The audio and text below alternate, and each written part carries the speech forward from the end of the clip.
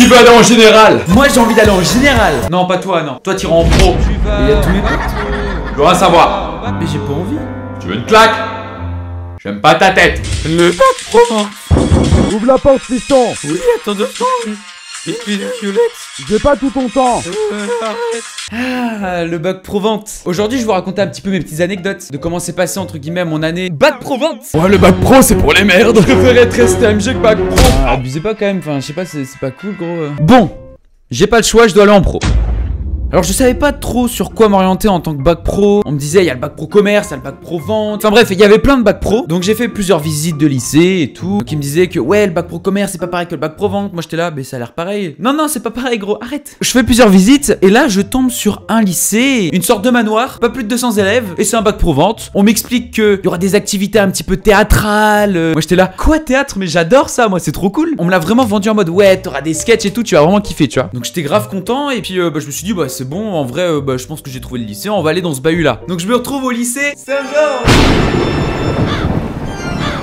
Mais merde, pourquoi on l'a pris? Mince, je crois qu'on a fait une boulette. Et d'ailleurs c'est là où j'ai passé mes meilleures années. Donc je me retrouve en seconde et en seconde en fait si vous voulez la première classe, enfin en tout cas dans le bahut où j'étais, toutes les classes étaient mélangées. C'est à dire que tu pouvais avoir ceux qui souhaitaient faire un bac pro vente dans la classe, t'avais ceux qui faisaient un bac pro accueil et t'avais ceux qui faisaient un bac pro GA.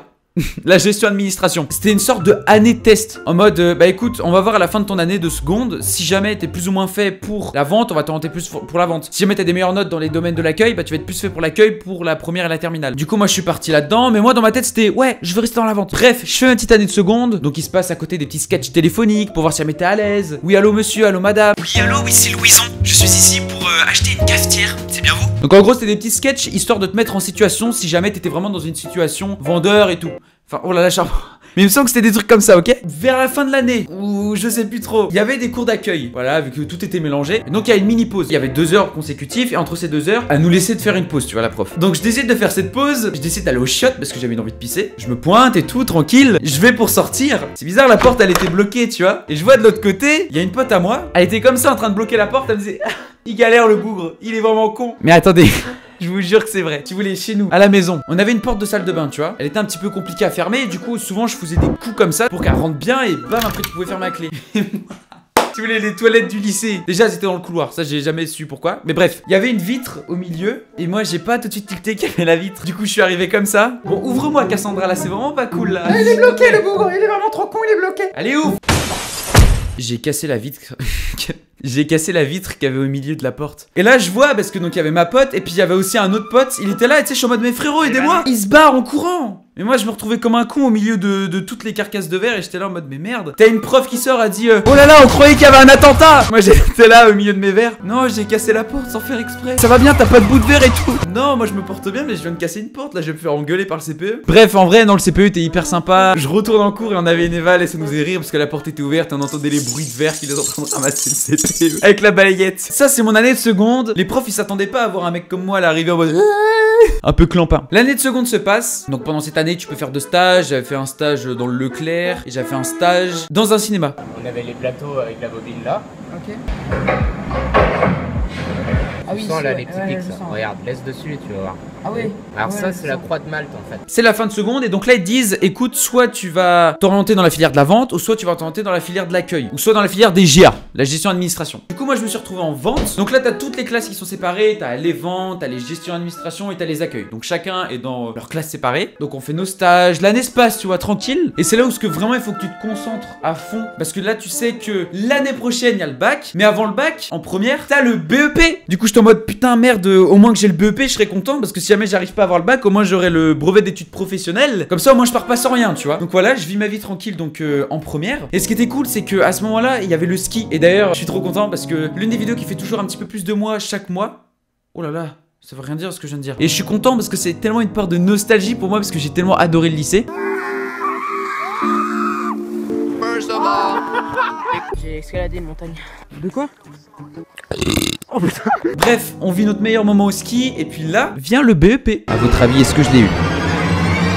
Oui, tout le monde l'a eu. D'ailleurs, je sais pas pourquoi tout le monde l'a eu. On dirait que c'est comme s'ils nous l'avaient donné. Oh bah vous nous faites de la peine, donc tenez votre brevet d'études professionnelles. Donc bref, je suis content, j'ai mon BEP, je me dis bon au moins j'ai quelque chose. Viens la terminale. Donc là c'est la dernière année, tu sais qu'il faut que tu charbonnes, tu dois faire des études de cas. T'apprends des astuces pour devenir le meilleur vendeur, pas comme sur la dernière vidéo. Hein. Et on faisait donc des sketchs de vente. En gros avec les stages qu'on faisait, on faisait des dossiers produits. Et avec ces dossiers produits, par exemple, je sais pas, j'ai fait un stage pour vendre des maisons, enfin les constructions de maisons. Du coup j'avais demandé 15 photos de trucs de construction de maison. Et je devais faire genre que moi j'étais le vendeur et que je devais essayer de vendre devant mes potes en mode hey salut toi tu joues le client, bah, vas-y je te vends tel truc et tout. D'où vient l'idée de la vidéo que vous avez vue récemment. Enfin si jamais vous l'avez pas vue, allez la voir. Elle est trop bien. Donc les sketchs de vente, ça c'était bien cool. Ça j'ai vraiment kiffé. Et avant le bac, on arrive courant janvier-février, tu dois t'inscrire sur Parcoursup.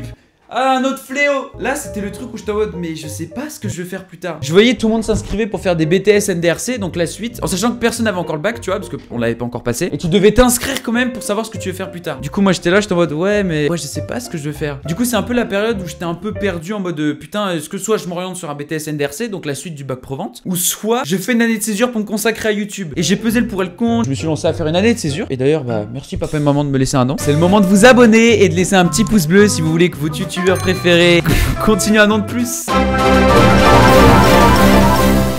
Sur Parcoursup, je décide de faire une année sabbatique. Une année de césure, c'est pareil. Les stages que je fais se passent très bien. Et vient l'épreuve du bac. Au bac, qu'est-ce qui se trame au bac? Les épreuves que j'ai eues. En sachant que j'étais quand même assez stressé, je me suis dit putain, il faut quand même que j'ai le bac. J'ai pas envie de repiquer, j'ai pas envie de passer au rattrapage. J'ai envie d'avoir du premier coup quand même, tu vois. Mais oui, la réplique, elle avait vraiment compté pour le bac. Et je dis ça parce qu'on a fait ça comme maquette. Et à votre avis, on a eu combien? Tout le monde était en train de nous sous-estimer en mode mais qu'est-ce que vous avez fait? Mais c'est de la merde votre maquette. Mais non, t'inquiète, on va se vendre, on va raconter les jardins de Babylone et tout, ça va passer de ouf. Le prof, il a vraiment bien aimé.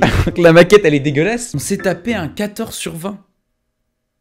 Alors qu'il y en a, ils ont fait des bêtes de trucs. Ils ont eu une moins bonne note que nous. En sachant qu'on a inventé des disquettes au dernier moment, on a réussi à trouver le truc. Mec, ça c'est improbable. 14 sur 20 on a rappiqué pour une maquette dégueulasse. Bref, c'est trop bien. En vrai, j'étais assez perplexe. Parce que mis à part ça, je t'en mode ok, on a réussi ça. Parce que c'était pas le même jour. T'avais après les épreuves écrites. Et donc les épreuves écrites, bah, j'étais un petit peu en train de me chier dessus. Je dis waouh, je me suis foiré là quand même. Hein. Là, attends, est-ce que je vais vraiment avoir mon bac? Et sinon, il y avait aussi l'épreuve orale. Alors ça, putain. Justement, les sketchs de vente là que j'en ai parlé tout à l'heure. Où tu devais essayer de vendre ton dossier produit. Tu devais en choisir 3 pour le bac. Et tu passais devant un jury. Tu devais essayer de vendre ton produit. Moi, je suis tombé pour les locations de maisons et appartements. J'étais en train de me liège dessus, j'étais comme ça derrière la porte. Tu peux le faire, Alexandre, tu peux le faire. Bon bref, j'arrive devant le jury, c'est 2 meufs, elles me disent qu'elles sont ensemble. C'est un couple de personnes âgées, je crois. Et du coup, je dois essayer de leur trouver une location et tout. J'arrive à plus ou moins me démerder avec toutes les astuces et tout que j'ai pu voir et tout. Et j'ai une note de 15 sur 20. 15 sur 20, c'est cool ça. Comme quoi, à l'oral, je suis bien. C'est le seul avantage que j'ai. Sinon, tout ce qui est écrit et tout, je suis vraiment éclaté. Évaluation de la formation en milieu professionnel. Donc là, en fait, si vous voulez, c'était une note avec tous les stages que t'as pu faire. J'ai eu 16. Et ouais, moi, je suis un bon vendeur. J'arrive à vendre un aspirateur. Venez acheter chez WAM. Projet de prospection. Alors ça, en fait, c'était un projet à rendre. Ça, c'était une vraie galère. J'ai fait de la merde en vrai. Mais je sais pas comment j'ai fait pour avoir